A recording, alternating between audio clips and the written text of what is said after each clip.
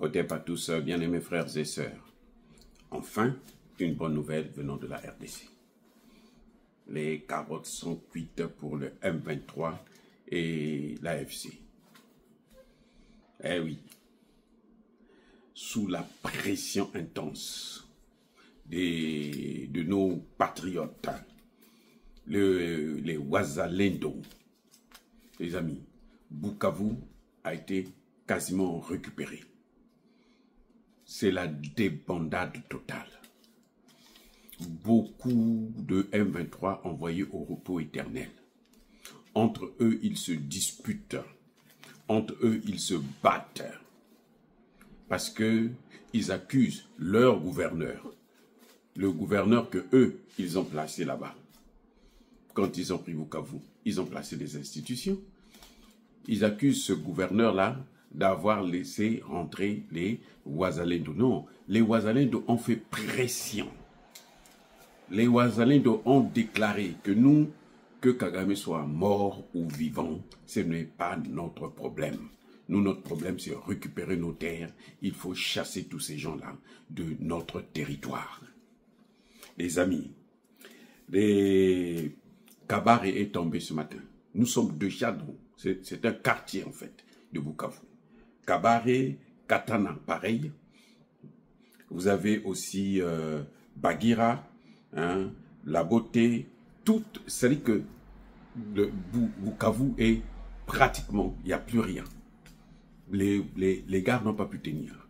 Ça fait plusieurs jours que les combats ont commencé.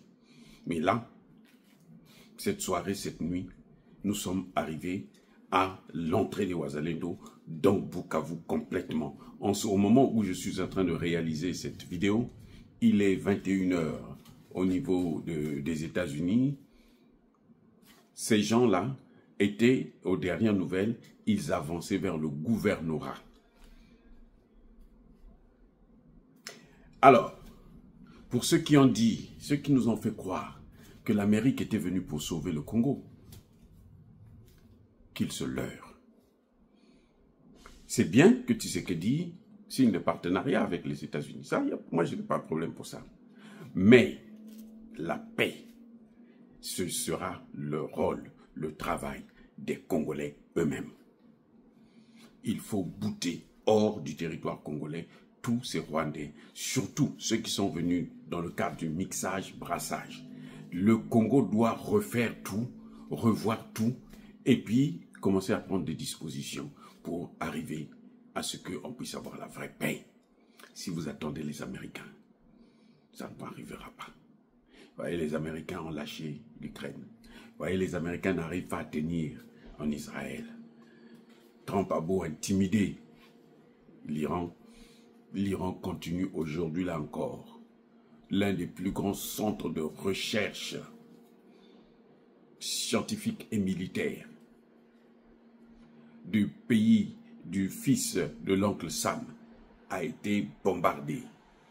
Si vous voyez, c'est incroyable. Donc bref, je ne suis pas contre les accords des mines. Mais il faut bien, ces mines-là, ces minerais, nous ne les utilisons pas. Les Congolais ne mangent pas ces minerais. Il faut qu'il y ait des partenariats pour les exploiter. Et il ne faut pas laisser seulement les Chinois les exploiter. Il faut que les Chinois et les Américains, plus tard, même les Iraniens, ils ont la technologie. Ils sont en train de le montrer là. Nous, ce qui compte, c'est nos intérêts. Ce n'est pas les intérêts des Américains. Ce n'est pas les intérêts de l'État hébreu. C'est les intérêts des Africains, les intérêts du Congo. Et les intérêts là, on va vers là où nous pouvons avoir la connaissance, comment on appelle, le transfert de technologie. Si l'Iran est un bon partenaire, si l'Iran est en train de prouver aujourd'hui sur le plan militaire que c'est un très très très bon partenaire, il peut être un très bon partenaire. Mais on achète des armes. Nous, ce que nous voulons, on achète des armes pour faire mener la guerre à Kagame. Qu'il soit mort ou vivant, ce n'est pas notre problème. Voilà. Donc, bien aimés frères et sœurs, je tenais quand même à vous rassurer que Bukavu est revenu dans les mains. Et vous savez, l'aéroport de Kavumu a été libéré. Les gars ont fui. Ce ne sont pas les Américains qui sont venus les déplacer. Non, ils ont fui. parce que la pression est tellement intense sur eux qu'ils n'arrivent plus. Et puis, vous savez, depuis que Kagame est en train de fuir ses responsabilités, hein, en faisant le faux malade, le machin et tout, la situation est devenue catastrophique. Je vous ai dit déjà que ça fait plusieurs mois que les militaires rwandais n'ont pas de salaire. Vous les voyez là, parfois ils meurent dans la rue de faim. En RDC là.